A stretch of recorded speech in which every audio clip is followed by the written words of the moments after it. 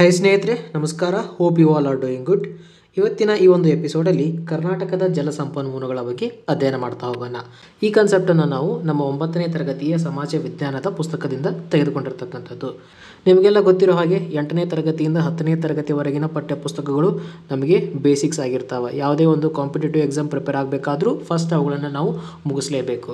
So ಅದಕ್ಕೋಸ್ಕರ ನಮ್ಮ upcoming exam ಆಗಿರ್ತಕ್ಕಂಥ PDO ಮತ್ತು ವಿಲೇಜ್ ಅಕೌಂಟೆಂಟ್ ಆಫೀಸರ್ಗಳಿಗೂ ಕೂಡ ಈ ಒಂದು ಟಾಪಿಕ್ ಮೇಲೂ ಕೂಡ ಪ್ರಶ್ನೆ ಬರುವ ಚಾನ್ಸಸ್ ಇದೆ. ಅದಕ್ಕೋಸ್ಕರ ಅದರ ಬಗ್ಗೆ ಇವತ್ತು ಡಿಸ್ಕಸ್ ಮಾಡ್ತಾ ಹೋಗೋಣ. ನೀವೇನಾದರೂ ಇನ್ನೂ ನಮ್ಮ ಚಾನಲನ್ನು ಸಬ್ಸ್ಕ್ರೈಬ್ ಮಾಡ್ಕೊಂಡಿಲ್ಲ ಅಂದರೆ ದಯವಿಟ್ಟು ಸಬ್ಸ್ಕ್ರೈಬ್ ಮಾಡ್ಕೊಳ್ಳಿ. ಹಾಗೆ ಬೆಲ್ ಐಕನ್ ಮೇಲೆ ಕ್ಲಿಕ್ ಮಾಡಿ ಫಾರ್ ದ ಅಪ್ಕಮಿಂಗ್ ವಿಡಿಯೋಸ್. ಬನ್ನಿ ಆರಂಭ ಮಾಡೋಣ. ಮೊದಲೇ ಪಾಯಿಂಟ್, ಕರ್ನಾಟಕದ ನದಿ ಜಾಲವನ್ನು ಪೂರ್ವಾಭಿಮುಖವಾಗಿ ಹಾಗೂ ಪಶ್ಚಿಮಾಭಿಮುಖವಾಗಿ ಹರಿಯುವ ನದಿಗಳೆಂದು ವಿಂಗಡಣೆ ಮಾಡಲಾಗಿದೆ.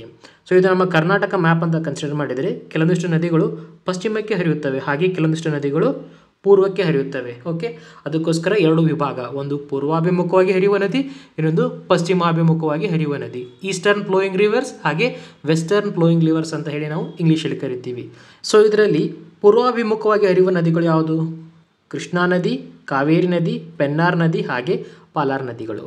ಈ ಎಲ್ಲ ನದಿಗಳು ಬಂಗಾಳ ಕೊಲ್ಲಿಯಲ್ಲಿ ಸೇರುತ್ತವೆ. ಅಂದರೆ ಪೂರ್ವಾಭಿಮುಖವಾಗಿ ಹರಿತಕ್ಕಂಥ ಎಲ್ಲ ನದಿಗಳು ಎಲ್ಲಿ ಮೀಟ್ ಆಗ್ತಾವಪ್ಪ ಅಂತಂದರೆ ಬಂಗಾಳ ಕೊಲ್ಲಿಯಲ್ಲಿ. ಸೊ ಇದು ನಮ್ಮ ಇಂಡಿಯಾ ಮ್ಯಾಪ್ ಅಂತ ಕನ್ಸಿಡರ್ ಮಾಡಿದಾಗ ಈ ಜಾಗದಲ್ಲಿ ನಮ್ಮ ಕರ್ನಾಟಕ ಬರ್ತದೆ. ಪೂರ್ವಕ್ಕೆ ಹರಿತಕ್ಕಂಥ ನದಿಗಳು ಎಲ್ಲವೂ ಇಲ್ಲಿ ಸೇರ್ತದೆ. ಇಲ್ಲಿ ಏನದ? ಬಂಗಾಳ ಕೊಲ್ಲಿ. ಸೊ ಅದಕ್ಕೋಸ್ಕರ ಈ ಪಾಯಿಂಟನ್ನು ಅವರು ಕೊಟ್ಟಿರ್ತಕ್ಕಂಥದ್ದು. ಸೊ ಅವುಗಳ ಬಗ್ಗೆ ಯಾವೆಲ್ಲ ಮಾಹಿತಿ ಅದ ಅಂತ ನೋಡ್ತಾ ಹೋಗೋಣ. ಮೊದಲೇ ಪಾಯಿಂಟ್, ಕೃಷ್ಣಾ ನದಿಯ ಬಗ್ಗೆ.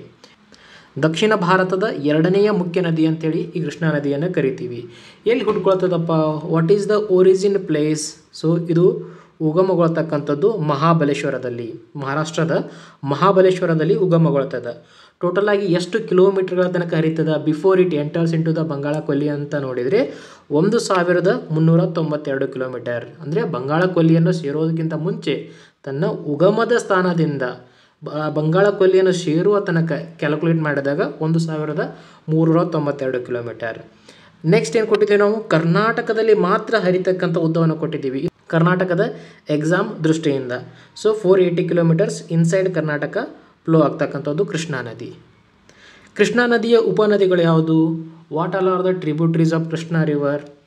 ಭೀಮಾ, ತುಂಗಭದ್ರಾ, ಘಟಪ್ರಭಾ, ಮಲಪ್ರಭಾ. ಪ್ರಮುಖವಾಗಿ ಈ 4 ಕೃಷ್ಣಾ ನದಿಯ ಉಪನದಿಗಳಾಗಿರ್ತಕ್ಕಂಥದ್ದು.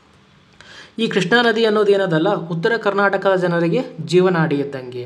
ಆ ಒಂದು ನದಿಯ ಮೇಲೆ ಬಹಳ ಡಿಪೆಂಡ್ ಆಗಿರ್ತಕ್ಕಂಥದ್ದು. ಅದಕ್ಕೋಸ್ಕರ ಉತ್ತರ ಕರ್ನಾಟಕದ ನೀರಾವರಿ ಮತ್ತು ಜಲವಿದ್ಯುತ್ ತಯಾರಿಕೆಗೆ ಬಹಳ ಅನುಕೂಲವಾಗಿದೆ ಅಂತ ಪಾಯಿಂಟ್ ಕೊಟ್ಟಿರ್ತಕ್ಕಂಥದ್ದು.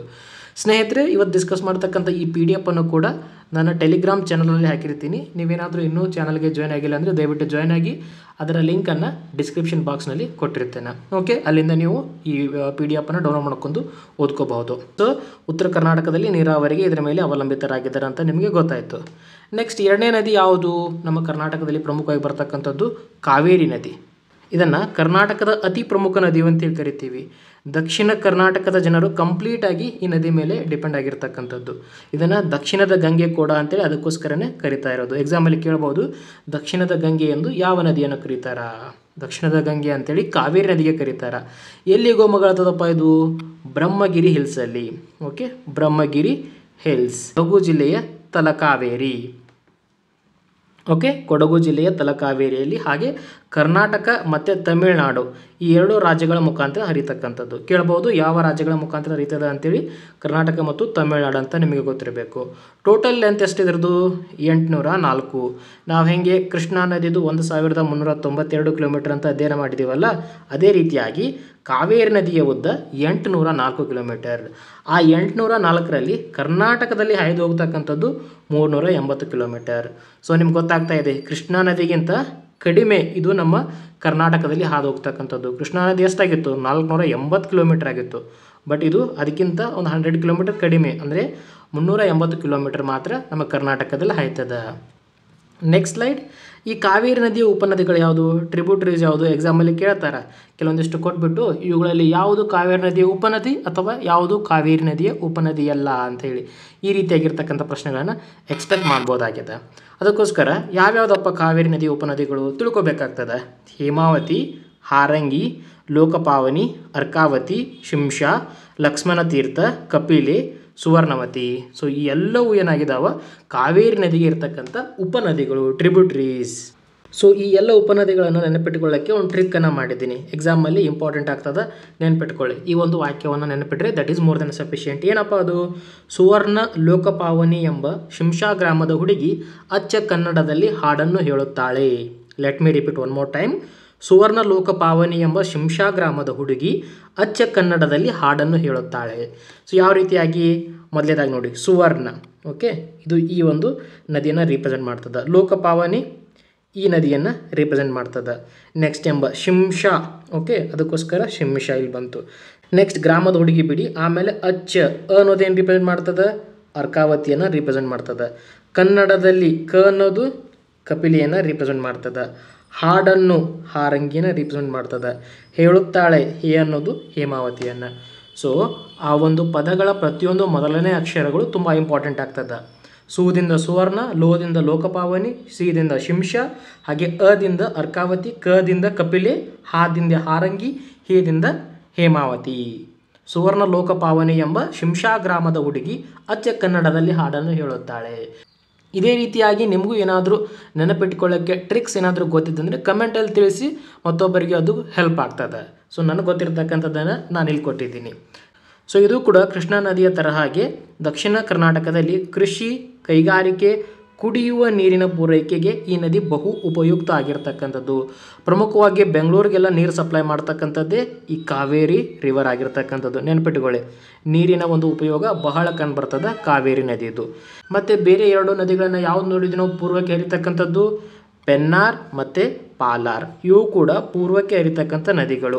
ಸೊ ಇವು ಕೋಲಾರ, ತುಮಕೂರು, ಬೆಂಗಳೂರಿನಲ್ಲಿ ಹರಿದು ನಂತರ ಆಂಧ್ರ ಪ್ರದೇಶ, ತಮಿಳುನಾಡು ಸೇರಿಕೊಳ್ಳುತ್ತದೆ. ಸೊ ನೆನಪಿಟ್ಕೊಳ್ಳಿ, ಇವು ಕೂಡ ಪೂರ್ವಾಭಿಮುಖವಾಗಿ ಹರಿತಕ್ಕಂಥ ನದಿಗಳು ಅಂತ ನಿಮಗೆ ಗೊತ್ತಿರಬೇಕು. ನೆಕ್ಸ್ಟ್ ಬರ್ತಕ್ಕಂಥದ್ದು ಪಶ್ಚಿಮಾಭಿಮುಖವಾಗಿ ಹರಿಯುವ ನದಿಗಳು. That is nothing but west flowing rivers. So ಈ ಪಶ್ಚಿಮಾಭಿಮುಖವಾಗಿ ಹರಿತಕ್ಕಂಥ ಜಾಸ್ತಿ ನದಿಗಳು ಏನು ಮಾಡ್ತಾವಂದ್ರೆ ಮಲೆನಾಡಿನಲ್ಲಿ ಹುಡ್ತಾವ. ಇಲ್ಲಿ ಮಲೆನಾಡಿನಲ್ಲಿ ಹುಟ್ಟಿ ಪಶ್ಚಿಮಕ್ಕೆ ಹರಿದು ಅರಬ್ಬಿ ಸಮುದ್ರವನ್ನು ಸೇರ್ತಕ್ಕಂಥದ್ದು. ಸೊ ಇದು ನಮ್ಮ ಕರ್ನಾಟಕ ಮ್ಯಾಪ್ ಅಂತ ಕನ್ಸಿಡರ್ ಮಾಡಿದಾಗ ಇಲ್ಲೇನು ಕಂಡುಬರ್ತದೆ? ನಮಗೆ ಪಶ್ಚಿಮ ಘಟ್ಟಗಳು ಕಂಡುಬರ್ತದೆ. ಪಶ್ಚಿಮ ಘಟ್ಟಗಳ ಪಶ್ಚಿಮ ಭಾಗದಲ್ಲಿ ಈ ನದಿಗಳು ಜಾಸ್ತಿ ಹುಟ್ಕೋತಾವ. ಹುಟ್ಕೊಂಡ್ಬಿಟ್ಟು ಈ ಕಡೆ ಹರಿದು ಇಲ್ಲೇನದ ಅರಬ್ಬಿ ಸಮುದ್ರ ಅದ, ಅದನ್ನು ಸೇರ್ತಾವ ಅಂತ ಅವ್ರು ಹೇಳ್ತಾ ಇರೋದು. ಓಕೆ, ನೆಕ್ಸ್ಟ್ ಯಾವ್ಯಾವ ಇದಾವಪ್ಪ ಪಶ್ಚಿಮಾಭಿಮುಖ ಇರ್ತಕ್ಕಂಥ ನದಿಗಳು? ಶರಾವತಿ, ಕಾಳಿ, ಗಂಗಾವಳಿ, ನೇತ್ರಾವತಿ, ವಾರಾಹಿ, ಹಾಗೆ ಅಘನಾಶಿನಿ. ಇವೆಲ್ಲವೂ ಏನು? West flowing rivers. ಕೇಳ್ತಾರೆ ಎಕ್ಸಾಮಲ್ಲಿ, ಈಸ್ಟ್ ಫ್ಲೋಯಿಂಗ್ ರಿವರ್ಸ್ ಯಾವುದು, ಹಾಗೆ ವೆಸ್ಟ್ ಫ್ಲೋಯಿಂಗ್ ರಿವರ್ಸ್ ಯಾವುದು ಅಂತ. ಸೊ ಇವುಗಳನ್ನು ಕೂಡ ನೀವು ನೆನಪಿಟ್ಕೋಬೇಕು. ಏನಪ್ಪ ಈ ಪಶ್ಚಿಮಾಭಿಮುಖವಾಗಿರ್ತಕ್ಕಂಥ ನದಿಗಳ ಒಂದು ಲಕ್ಷಣ ಅಂತಂದರೆ ಇವು ಕಡಿದಾದ ಇಳಿಜಾರಿನಲ್ಲಿ ಹರಿಯುತ್ತಾ ಜಲಪಾತಗಳನ್ನು ಸೃಷ್ಟಿ ಮಾಡುತ್ತವೆ. ಹಾಗೆ ಜಲ ವಿದ್ಯುತ್ಗೂ ಉಪಯುಕ್ತವಾಗಿರ್ತಕ್ಕಂಥದ್ದು. ಏನಂತ? ಇವು ಕಡಿದಾದ ಇಳಿಜಾರಿನಲ್ಲಿ ಅಂದರೆ ಸ್ಟೀಪ್ ಆಗಿ ಹರಿತಾವ ಇವು. ಓಕೆ, ಸೊ ಈ ರೀತಿ ಹರಿಯಲ್ಲ. Let me try one more time. So ಈ ರೀತಿಯಾಗಿ ಹರಿಯಲ್ಲ ಇವು. ಸ್ಟೀಪ್ ಅಂದರೆ ಕಡಿದಾಗಿ ಹರಿತಾವ. ಹಂಗೆ ಇರ್ತಕ್ಕಂಥ ಸಮಯದಲ್ಲಿ ಏನಾಗ್ತದೆ? ಜಲಪಾತಗಳು ಸೃಷ್ಟಿಯಾಗ್ತಾವ. ಯಾವೆಲ್ಲ ಜಲಪಾತಗಳನ್ನ ಸೃಷ್ಟಿ ಮಾಡಿದಾವ ಪಶ್ಚಿಮಾಭಿಮುಖವಾಗಿರ್ತಕ್ಕಂಥ ನದಿಗಳು? ಕೊಟ್ಟಿದ್ದೀನಿ ನೋಡಿ ಇಲ್ಲಿ.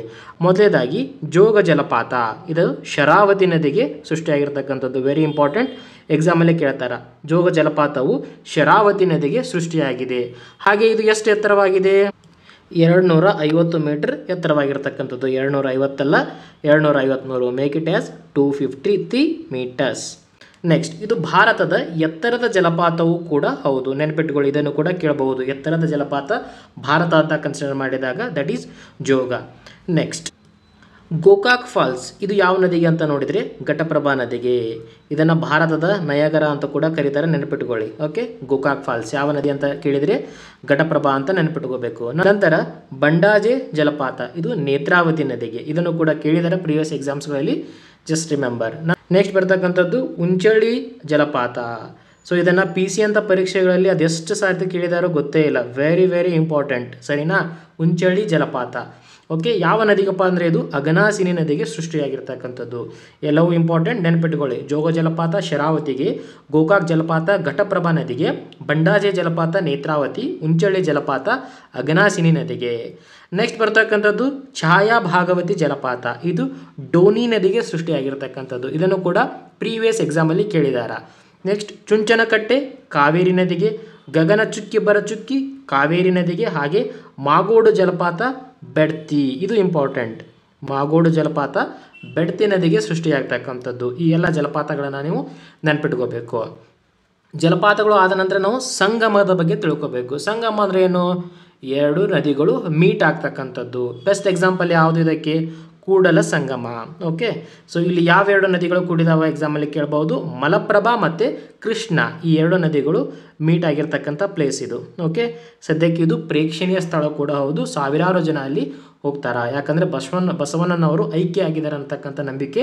ಸೊ ಅದಕ್ಕೋಸ್ಕರ ಸಾವಿರಾರು ಜನ ಭಕ್ತಾದಿಗಳು ಕೂಡ ಅಲ್ಲಿ ಬರ್ತಾರೆ. ಯಾವ ಎರಡು ನದಿಗಳು ಮೀಟ್ ಆಗಿದ್ದಾವ? ಮಲಪ್ರಭಾ ಹಾಗೆ ಕೃಷ್ಣ. ಇದೇ ರೀತಿಯಾಗಿ ಮತ್ತೆ ಯಾವುದನ್ನು ನೋಡ್ಬೋದು ಎಕ್ಸಾಂಪಲ್ ಆಗಿ ಸಂಗಮಕ್ಕೆ? ನಾವು ಕೂಡಲಿಯಲ್ಲಿ ತುಂಗಾ ಮತ್ತು ಭದ್ರಾ ಈ ಎರಡು ನದಿಗಳು ಸೇರಿರ್ತಕ್ಕಂಥದ್ದು ಕೂಡಲಿಯಲ್ಲಿ. ನೆಕ್ಸ್ಟ್ ಕೃಷ್ಣರಾಜಸಾಗರದಲ್ಲಿ ಕಾವೇರಿ ಮತ್ತು ಹೇಮಾವತಿ ಈ ನದಿಗಳು ನೆನಪಿಟ್ಟುಕೊಳ್ಳಿ. ಒಂದು ಕೂಡಲ ಸಂಗಮ, ಇನ್ನೊಂದು ಕೂಡಲಿ, ಇನ್ನೊಂದು ಕೃಷ್ಣರಾಜಸಾಗರ. ಎಲ್ಲವೂ K K K K cube. Okay, so ಕೂಡಲಿಯಲ್ಲಿ ತುಂಗಾ ಮತ್ತು ಭದ್ರಾ, ಕೃಷ್ಣರಾಜಸಾಗರದಲ್ಲಿ ಕಾವೇರಿ ಮತ್ತು ಹೇಮಾವತಿ, ಹಾಗೆ ಕೂಡಲ ಸಂಗಮದಲ್ಲಿ ಮಲಪ್ರಭಾ ಮತ್ತು ಕೃಷ್ಣಾ ನದಿ. Next slide. ನೆಕ್ಸ್ಟ್ ಹೆಡ್ಡಿಂಗ್ ಕರ್ನಾಟಕದ ನೀರಾವರಿ. ನೀರಾವರಿ ಅಂದರೆ ಏನು? ಕೃಷಿಗೆ ನೀರು ಸಪ್ಲೈ ಮಾಡೋದು, ಬಟ್ ಅದು ಕೃತಕವಾಗಿರಬೇಕು, ನ್ಯಾಚುರಲ್ ಆಗಿರಬಾರ್ದು. ಓಕೆ, ನ್ಯಾಚುರಲ್ ಆಗಿರಬಾರ್ದು, ಕೃತಕವಾಗಿದ್ದರೆ ಅದಕ್ಕೆ ನೀರಾವರಿ. ಕೃಷಿಗಾಗಿ ಕೃತಕವಾಗಿ ನೀರು ಪೂರೈಸುವುದೇ ನೀರಾವರಿ. ನೆಕ್ಸ್ಟ್ ಪಾಯಿಂಟ್, ಕರ್ನಾಟಕದಲ್ಲಿ ಪುರಾತನ ಕಾಲದಿಂದಲೂ ವಿವಿಧ ನೀರಾವರಿ ಮೂಲಗಳನ್ನು ಅವಲಂಬಿಸಿಕೊಂಡು ಬಂದಿದೆ. ಯಾವುದ್ಯಾವುದು? ಬಾವಿ, ಕಾಲುವೆ, ಕೆರೆ, ಈ ಮೂರು ಡಿಪೆಂಡ್ ಆಗಿರ್ತಕ್ಕಂಥದ್ದು ನೀರಾವರಿಗೋಸ್ಕರ. ನೆಕ್ಸ್ಟ್ ಸ್ಲೈಡಲ್ಲಿ ಎಷ್ಟೆಷ್ಟು ಪರ್ಸೆಂಟ್ ಡಿಪೆಂಡ್ ಆಗಿದೆ ಅಂತ ನೋಡ್ತಾ ಹೋಗೋಣ. ಬಾವಿಗಳ ಮೇಲೆ ನಮ್ಮ ಕರ್ನಾಟಕ 48.3% ಡಿಪೆಂಡ್ ಆಗಿರ್ತಕ್ಕಂಥದ್ದು, ಕಾಲುವೆಗಳ ಮೇಲೆ 31.7%, ಹಾಗೆ ಕೆರೆ ಮೇಲೆ 6.6%, ಇತರೆ ಮೂಲಗಳ ಮೇಲೆ 13.45%. ಈ ಡೇಟಾವನ್ನು ಅಗೇನ್ ನಾನು 9ನೇ ತರಗತಿಯ ಪಾಠದಿಂದನೇ ತೆಗೆದುಕೊಂಡಿರ್ತಕ್ಕಂಥದ್ದು. ಸೊ ಕಂಪ್ಲೀಟ್ ನಿಮಗೆ ನೆನಪಿರಬೇಕಾಗಿರ್ತಕ್ಕಂಥದ್ದು. ಇವುಗಳನ್ನು ಡಿಕ್ರೀಸಿಂಗ್ ಆರ್ಡರ್ ಅಥವಾ ಇನ್ಕ್ರೀಸಿಂಗ್ ಆರ್ಡರ್ಲಿ ಕೇಳ್ಬೋದು. ಅಂದರೆ ಫಸ್ಟ್ ಯಾವ್ದು ಬರ್ತದೆ, ಸೆಕೆಂಡ್ ಯಾವ್ದು ಬರ್ತದೆ, ಆ್ಯಂಡ್ ಸೋ ಆನ್ ಅಂತ ಕೇಳ್ಬೋದು. ನೆನಪಿಟ್ಟುಕೊಳ್ಳಿ. ಬಾವಿಗಳು 48, ಕಾಲುವೆ 31, ಕೆರೆ 6.6, ಹಾಗೆ ಇತರೆ ಮೂಲಗಳು 13% ಅಂತ ಗೊತ್ತಿರಬೇಕು. ಓವರಾಲ್ ನಮ್ಮ ಭಾರತ ಅಂತ ಕನ್ಸಿಡರ್ ಮಾಡಿದಾಗ ನಮ್ಮ ಕರ್ನಾಟಕದ ಸ್ಥಾನ ನೀರಾವರಿಯ ಆಧಾರದ ಮೇಲೆ 9ರಲ್ಲಿ ಬರ್ತದೆ. ಭಾರತದ ನೀರಾವರಿಯಲ್ಲಿ ಕರ್ನಾಟಕದ ಸ್ಥಾನ 9th ಪ್ಲೇಸ್. ಇದನ್ನು ಕೂಡ ನೆನಪಿಟ್ಕೋಬೇಕು ನೀವು. ನೆಕ್ಸ್ಟ್ ಪಾಯಿಂಟ್, ಕರ್ನಾಟಕದ ಮೊಟ್ಟ ಮೊದಲ ದೊಡ್ಡ ಜಲಾಶಯ ಯಾವುದಂತ ಕೇಳಿದರೆ ವಾಣಿ ವಿಲಾಸ ಸಾಗರ. ಇದಕ್ಕೆ ಮಾರಿ ಕಣಿವೆ ಯೋಜನೆ ಅಂತ ಕೂಡ ಕರೀತಾರೆ, ನೆನಪಿಟ್ಕೊಳ್ಳಿ. ಇದನ್ನು ಎಕ್ಸಾಮಲ್ಲಿ ಕೇಳಿದ್ದಾರೆ. ಮಾರಿ ಕಣಿವೆ ಯೋಜನೆ ಎಷ್ಟರಲ್ಲಿ ನಿರ್ಮಾಣ ಆಯ್ತದು? 1907ರಲ್ಲಿ ಹಿರಿಯೂರಿನ ಬಳಿ ನಿರ್ಮಾಣ ಆಗಿರ್ತಕ್ಕಂಥದ್ದು. 1907 ಹಿರಿಯೂರು ಮಾರಿ ಕಣಿವೆ ಅಂತ ಕೂಡ ಅದಕ್ಕೆ ಕರೀತಾರೆ. ಈ 3 ಪಾಯಿಂಟನ್ನು ನೀವು ವಾಣಿ ವಿಲಾಸ ಸಾಗರದ ಬಗ್ಗೆ ನೆನಪಿಟ್ಕೋಬೇಕು. ನೆಕ್ಸ್ಟ್ ಪಾಯಿಂಟ್, ಕರ್ನಾಟಕದ ನೀರಾವರಿಯಲ್ಲಿ ಪ್ರಪ್ರಥಮಗಳು ಅಂದರೆ ಯಾವ ಜಿಲ್ಲೆಯಲ್ಲಿ ಯಾವ್ಯಾವ್ದು ಯೂಸ್ ಮಾಡ್ತಾರೆ? ಫಸ್ಟ್ ಪ್ಲೇಸಲ್ಲಿ ಯಾವುದಿರ್ತಕ್ಕಂಥದ್ದು? ಕಾಲುವೆ ಅಂತ ಬಂದಾಗ ರಾಯಚೂರಿನವರು ಅತಿ ಹೆಚ್ಚು ಕಾಲುವೆಗಳನ್ನು ಬಳಕೆ ಮಾಡ್ತಾರೆ. ರಾಯಚೂರು ಜಿಲ್ಲೆ ಫಸ್ಟ್ ಪ್ಲೇಸಲ್ಲಿ ಇರ್ತಕ್ಕಂಥದ್ದು. ಕೆರೆ ಅಂತ ಬಂದಾಗ ಶಿವಮೊಗ್ಗ, ಹಾಗೆ ಬಾವಿ ಅಂತ ಬಂದಾಗ ಬೆಳಗಾವಿ. ಮೂರನ್ನು ಕೂಡ ನೆನಪಿಟ್ಕೋಬೇಕು. ರಾಯಚೂರು, ಶಿವಮೊಗ್ಗ, ಹಾಗೆ ಬೆಳಗಾವಿ. Next slide. ಜಲವಿದ್ಯುತ್ ಶಕ್ತಿಯ ಬಗ್ಗೆ ಕೂಡ ಕೊಟ್ಟಿದ್ದಾರೆ. ಸೊ ಇದು ನಮ್ಗೆ ಇಂಪಾರ್ಟೆಂಟ್ ಆಗ್ತದೆ. ಯಾಕಪ್ಪ ಅಂದರೆ ಭಾರತದಲ್ಲೇ ಮೊದಲ ಬಾರಿಗೆ ಜಲವಿದ್ಯುತ್ತನ್ನು ಉತ್ಪಾದನೆ ಮಾಡಿರ್ತಕ್ಕಂಥ ರಾಜ್ಯ ನಮ್ಮ ಕರ್ನಾಟಕ ಆಗಿರ್ತದೆ. ನೆಕ್ಸ್ಟ್, ಪೂರ್ವಕ್ಕೆ ಹರಿಯುವ ನದಿಗಿಂತ ಪಶ್ಚಿಮಕ್ಕೆ ಹರಿಯುವ ನದಿಗಳು ಹೆಚ್ಚಿನ ಜಲವಿದ್ಯುತ್ ಶಕ್ತಿಯನ್ನು ಉತ್ಪಾದಿಸುತ್ತವೆ. ಯಾವುದು? ಪೂರ್ವಕ್ಕೆ ಹರಿಯುವ ನದಿಗಳಿಂತ ಪಶ್ಚಿಮಕ್ಕೆ ಹರಿಯುವ ನದಿಗಳು. ಯಾಕೆ ಪಶ್ಚಿಮಕ್ಕೆ ಹರಿಯುವ ನದಿಗಳು? ಅವು ಕಡಿದಾದ ಪ್ರದೇಶದಿಂದ ಹರಿತಕ್ಕಂಥ ಸಲುವಾಗಿ. ಪೂರ್ವಕ್ಕೆ ಹರಿತಕ್ಕಂಥದ್ದು ಈ ರೀತಿ ಇರ್ತದೆ, ಸ್ಟೀಪ್ ಇರಲ್ಲ. ಬಟ್ ಪಶ್ಚಿಮಕ್ಕೆ ಹರಿಯುವ ನದಿಗಳು ಸ್ಟೀಪ್ ಆಗಿ ಹರಿತದೆ, ಬೆಟ್ಟ ಗುಡ್ಡಗಳ ಮೇಲೆ ಉಟ್ಕೊಂಡ್ಬಿಟ್ಟು ಸ್ಟೀಪ್ ಆಗಿ ಹರಿತದೆ. ಅದಕ್ಕೋಸ್ಕರ ಇದು ಜಲವಿದ್ಯುತ್ ಶಕ್ತಿಗೆ ಅಥವಾ ಉತ್ಪಾದನೆಗೆ ಅನುಕೂಲಕಾರಿಯಾಗಿರ್ತಕ್ಕಂಥದ್ದು. ಅದೇ ಪಾಯಿಂಟನಲ್ಲಿ ಅವ್ರು ಕೊಟ್ಟಿರ್ತಕ್ಕಂಥದ್ದು, ಪೂರ್ವಕ್ಕೆ ಹರಿಯುವ ನದಿಗಿಂತ ಪಶ್ಚಿಮಕ್ಕೆ ಹರಿಯುವ ನದಿ ಅಂತ ಹೇಳಿ. ನೆಕ್ಸ್ಟ್ ಪಾಯಿಂಟ್, ಕಾವೇರಿ ನದಿಯ ಬಗ್ಗೆ ಅಧ್ಯಯನ ಮಾಡಬೇಕಂದ ಸಮಯದಲ್ಲಿ ಇದಕ್ಕೆ ಸೃಷ್ಟಿಯಾಗಿರ್ತಕ್ಕಂಥ ಜಲಪಾತಗಳು ಮತ್ತು ದ್ವೀಪಗಳ ಬಗ್ಗೆ ಸ್ವಲ್ಪ ನೋಡಬೇಕಾಗ್ತದೆ. ಜಲಪಾತಗಳು ಯಾವುದಂತ ನೋಡಿದರೆ ಚುಂಚನಕಟ್ಟೆ, ಶಿವನ ಸಮುದ್ರ, ಹಾಗೆ ಹೊಗೇನಕಲ್. ಹೊಗೇನಕಲ್ ಎಕ್ಸಾಮಲ್ಲಿ ಕೇಳಿದರೆ ನೆನಪಿಟ್ಟುಕೊಳ್ಳಿ. ಹಾಗೆ ದ್ವೀಪಗಳು ಯಾವುದು ಸೃಷ್ಟಿ ಮಾಡ್ತದ ಅಂತಂದರೆ ಶ್ರೀರಂಗಪಟ್ಟಣ, ಶಿವನ ಸಮುದ್ರ, ಶ್ರೀರಂಗ. ಓಕೆ, ಸೊ ಈ 3 ಜಲಪಾತಗಳು ಹಾಗೆ ಈ 3 ದ್ವೀಪಗಳು ಸೃಷ್ಟಿಯಾಗೋದನ್ನು ನೋಡ್ತೀವಿ. ನೆಕ್ಸ್ಟ್ ಗೈಸ್, ಇಷ್ಟೊತ್ತು ಡಿಸ್ಕಸ್ ಮಾಡಿದ್ರ ಬಗ್ಗೆ ಸ್ವಲ್ಪ ಕ್ವಶನ್ ಡಿಸ್ಕಸ್ ಮಾಡ್ತಾ ಹೋಗೋಣ. ಪ್ರೀವಿಯಸ್ ಎಕ್ಸಾಮ್ಸ್ಗಳಲ್ಲಿ ಕೇಳಿರ್ತಕ್ಕಂಥದ್ದು. ಸೊ ನಮಗೆ ಕವರ್ ಆಗ್ತದೆ. It is a kind of revision ಆಗ್ತದೆ. ಹಾಗೆ ಕೊನೆಯಲ್ಲಿ ನಿಮ್ಗೊಂದು ಪ್ರಶ್ನೆಯನ್ನು ಕೂಡ ಕೇಳ್ತೀನಿ, ಅದಕ್ಕೆ ನೀವು ಕಮೆಂಟ್ ಸೆಕ್ಷನಲ್ಲಿ ಆನ್ಸರ್ ಮಾಡಬೇಕು. ಮೊದಲೇ ಪ್ರಶ್ನೆ ಏನಿದೆ? ಕೆಳಗಿನವುಗಳಲ್ಲಿ ಯಾವುದು ಕೃಷ್ಣಾ ನದಿಯ ಉಪನದಿಯಲ್ಲ? Which of the following is a not a tributary of Krishna river? Option ಏನಿದೆ? ತುಂಗಭದ್ರಾ, ಡೋನಿ, ಮಲಪ್ರಭಾ, ಹೇಮಾವತಿ. ಸೊ ಈ ಪ್ರಶ್ನೆಗೆ ಸರಿಯಾಗಿರ್ತಕ್ಕಂಥ ಉತ್ತರ ಆಪ್ಷನ್ 4. ಹೇಮಾವತಿ ಎಂಬುದು ಕಾವೇರಿ ನದಿಯ ಉಪನದಿ. ಈ ಮೇಲಿನ 3 ಏನಿದಾವಲ್ಲ ಕೃಷ್ಣಾ ನದಿಯ ಉಪನದಿಗಳಾಗಿರ್ತಕ್ಕಂಥದ್ದು. ಸೊ 1ನೇ ಪ್ರಶ್ನೆಗೆ ಸರಿಯಾಗಿರ್ತಕ್ಕಂಥ ಉತ್ತರ ಆಪ್ಷನ್ ಡಿ. 2ನೇ ಪ್ರಶ್ನೆ ಏನಿದೆ? ಜೋಗ ಜಲಪಾತವು ಯಾವ ನದಿಗೆ ಸೃಷ್ಟಿಯಾಗಿದೆ? ಇದನ್ನು PCಯಲ್ಲಿ ಕೇಳಿರ್ತಕ್ಕಂಥದ್ದು. ಜೋಗ ಜಲಪಾತ ಯಾವ ನದಿಗೆ? ಆಪ್ಷನ್ ಬಂದ್ಬಿಟ್ಟು ಕೃಷ್ಣ, ಶರಾವತಿ, ನೇತ್ರಾವತಿ ಹಾಗೆ ಕಾವೇರಿ. ಸೊ ಕ್ಲಾಸನ್ನು ನೀವು ಕರೆಕ್ಟಾಗಿ ಕೇಳಿದರೆ ಬೈ ದಿಸ್ ಟೈಮ್ ಗೊತ್ತಾಗಿರ್ತದೆ. ಸರಿಯಾಗಿರ್ತಕ್ಕಂಥ ಉತ್ತರ ಆಪ್ಷನ್ 2. ಜೋಗ ಜಲಪಾತವು ಶರಾವತಿ ನದಿಗೆ 253 ಮೀಟರ್ ಹೈಟಲ್ಲಿ ಉಟ್ಕೊಂಡಿರ್ತಕ್ಕಂಥದ್ದು.